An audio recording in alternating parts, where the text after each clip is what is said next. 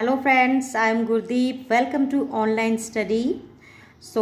मैं उम्मीद करती हूँ आपसे कि बेटा आप डेली अपनी क्लासेस जो है वो अटेंड कर रहे हो और जो भी काम आपको मिल रहा है वो आप दिल से कर रहे हो और आपको अच्छे से समझ भी आ रहा है। ठीक है, तो बेटा कल मैंने आपको कराया था क्या निराश हुआ जाए।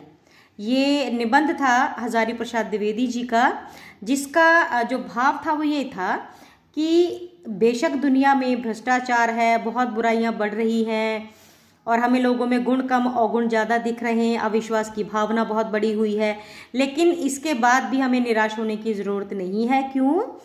क्योंकि आज भी बहुत सारे लोग ऐसे हैं जो बिना स्वार्थ के दूसरों की मदद करते हैं। ठीक है, तो हमारी जो अगली कविता है आपकी, जो अध्याय 8 है आपका, यह सबसे कठिन समय नहीं। बेटा ये आपकी एक कविता है जो कि जया दादवानी जी की लिखी हुई है। तो कवित्री ने भी हजारी प्रसाद द्विवेदी जी जैसे ही भाव अपनी कविता में दिए हैं कि बेशक आज निराशा है और बुराई बढ़ रही है, अविश्वास बढ़ रहा है, भ्रष्टाचार बढ़ रहा है, तो रोजगार नहीं मिल रहा, बहुत सारी जो हैं समस्याएं आ रही हैं आज के समय में, लेकिन फिर भी यह सबसे कठिन समय नहीं है।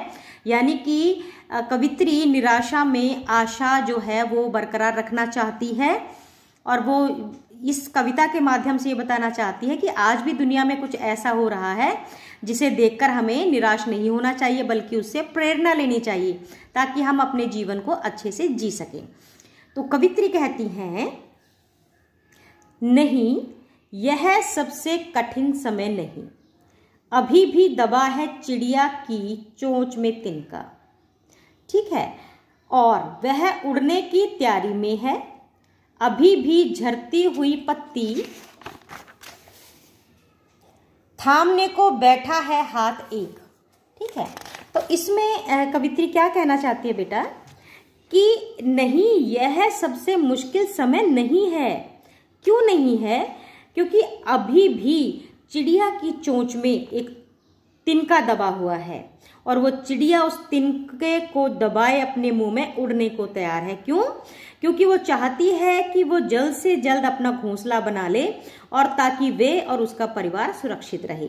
यानी कि चिड़िया के अंदर क्या है, अभी भी आशा जो है वो बाकी है। और कहता है कि अभी भी झड़ती हुई पत्ती, कि अगर वृक्ष से कोई पत्ती अगर टूट जाती है तो उसे थामने को बैठा है हाथ एक। यानी कि अगर कोई व्यक्ति कोई परेशानी में है, दुख में है, वो अपने जीवन से निराश हो चुका है, ठीक है, तो उसको आशा देने के लिए, उसको थामने के लिए, उसको बचाने के लिए, उसको संबल देने के लिए आज एक हाथ है। यानी कि कोई ना कोई जो उसको बचाने के लिए अभी भी कोई ना कोई है। वो पत्ती को नीचे उसको कोई नहीं गिरने देता। यानी कि अगर कोई अपने जीवन से निराश होता है तो उसकी लाइफ में भी कोई ना कोई ऐसा है जो उसको नीचे नहीं गिरने देगा और उसको संभाले रखेगा। अभी भी भीड़ है स्टेशन पर, अभी भी एक रेलगाड़ी जाती है गंतव्य तक। बेटा स्टेशन पर अगर भीड़ है, इसका मतलब ये है कि लोगों के मन में भी बहुत सारी उम्मीदें हैं। अगर भीड़ है तो वो चाहते हैं कि वो अपने जो है मंजिल तक पहुंच जाएं, गंतव्य तक पहुंच जाएं, तो रेलगाड़ी भी उस भीड़ को उनके गंतव्य तक पहुंचाती है।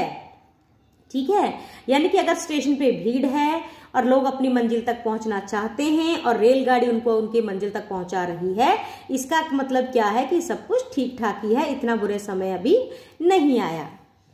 जहां कोई कर रहा होगा प्रतीक्षा, अभी भी कहता है कोई किसी को, जल्दी आ जाओ कि अब सूरज डूबने का वक्त हो गया।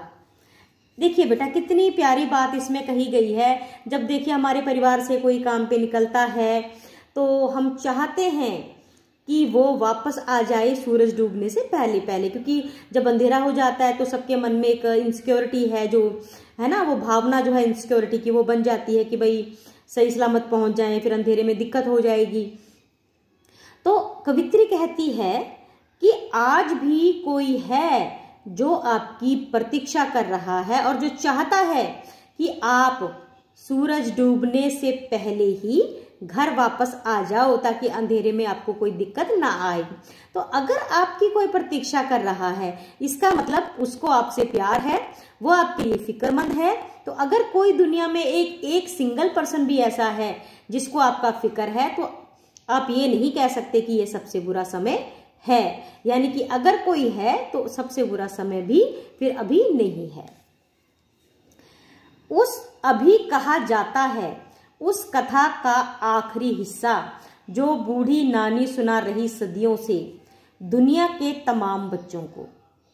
अभी आती है एक बस अंतरिक्ष के पार की दुनिया से लाएगी बचे हुए लोगों की खबर। तो देखिए, आज भी कहा जाता है, यानी कि जो नानी दादी नानी हमें जो किस्से सुनाया करती थी, वो आज भी किस्से जो हैं वो गाए जाते हैं, वो बताए जाते हैं। और आज भी कहते हैं एक बस है, मतलब क्या होता है, जो दादी नानी की कहानियों में एक किसी परलोक की बात होती थी, तो आज भी कहते ऐसा मानते कि भी एक बस जो है अंतरिक्ष जाएगी और वहां के जो पार जो लोग रहते हैं उनकी खैरो खबर लेके आएगी।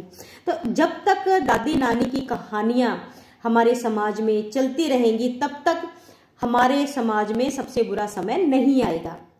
ठीक है, तो कवित्री कहती है कि नहीं, यह सबसे कठिन समय नहीं है, कि इतना कुछ अगर हो रहा है जो भी उसने अपनी कविता में बताया है, तो इसका मतलब अभी टेंशन लेने की जरूरत नहीं है, निराश होने की जरूरत नहीं है। अभी भी बहुत कुछ ऐसा है जो हमें ढाढ़स बंधाता है, हमें हिम्मत बंधाता है और आशा बनाए रखने की हमें जो है इंस्पायर्ड करता है, हमें जो है वो इंस्पायर करता है, मतलब कि हम जो है आशा अपनी बनाए रखें। ठीक है, आगे है बेटा आपका प्रश्न अभ्यास। तो पहला प्रश्न है आपका, यह कठिन समय नहीं है, यह बताने के लिए कविता में कौन कौन से तर्क प्रस्तुत किए गए हैं। तो बेटा देखिए, अभी हमने क्या क्या पढ़ा है पूरी पोइट्री में।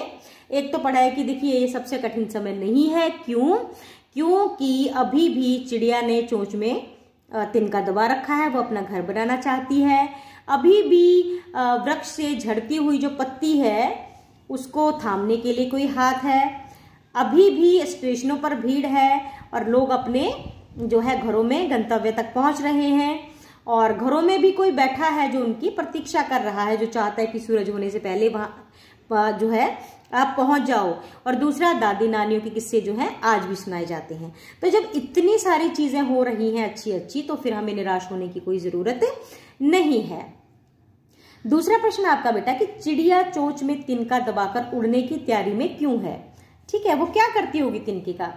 तो चिड़िया ने अपनी चोंच में जो है तिनका दबा रखा है और वो उड़ने की तैयारी में है, तो वो क्या करेगी? वो इसका घोंसला बनाएगी ताकि वे और उसका परिवार उस घोंसले में सुरक्षित रह सके। तीसरा आपका प्रश्न है बेटा, कविता में कई बार अभी भी का प्रयोग करके बातें कही गई हैं, तो आपने भी अभी भी का प्रयोग करके 3 वाक्य बनाने हैं। तो देखने की अभी आपको बिना रुके और लगातार और निरंतर इस तरह के भाव के आपको महसूस होते हैं आपके सेंटेंस में। तो देखिए, अभी भी का मतलब क्या है? अभी भी मतलब कंटिन्यू। जैसे आप अभी भी खा रहे हो, मतलब कि कब से लगे पड़े हो, है ना, पहले से भी अभी भी खा रहे हो, अभी भी स्कूल जा रहे हो, अभी भी अपना बिजनेस कर रहे हो। यानी कि ये इसका मतलब है कि आप इन बहुत सारे समय से ये काम आप कर रहे हो और अभी भी ये कंटिन्यू है। और अगला है बेटा आपका, नहीं और अभी भी को एक साथ प्रयोग करके 3 वाक्य बनाने हैं आपने। तो अब देखिए, अब इसके पीछे कौन सा भाव आता है। इसमें आपने 2 चीजें ऐड करनी है, एक तो नहीं और एक अभी भी। तो उसको, क्या आप अभी भी पराठे नहीं खाते? इसका क्या मतलब है कि जो पराठे खाना बहुत समय से छोड़ा हुआ है।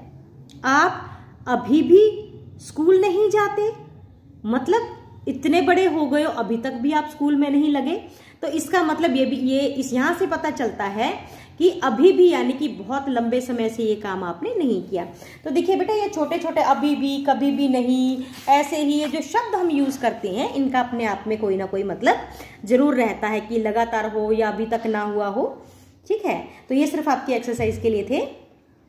तो आज आपने कविता पढ़ी, यह सबसे कठिन समय नहीं है, जया दादवानी जी का। तो उम्मीद करती हूँ बेटा कि आपको ये पोइट्री समझ में आ गई होगी। वैसे ये जो शब्दावली है ये बहुत ही आसान जो है शब्दावली का प्रयोग किया है। आप सिंपल पोइट्री पढ़ते जाओगे, आपको ऐसे ही इसका अर्थ जो है वो समझ में आता जाएगा। तो आज के लिए बेटा बस इतना ही। तो अब आपका होमवर्क ये है कि आपने इसकी प्रसंग व्याख्या करनी है और फिर आपने इसके जो प्रश्न है अभी जो मैंने आपको क्लियर किए हैं उनको आपने अपनी कॉपीज पे फेयर कॉपी पे उतारना भी और साथ में याद भी करना है। तो आज के लिए बेटा बस इतना ही। अपना ख्याल रखिए, घर पे रहिए। धन्यवाद।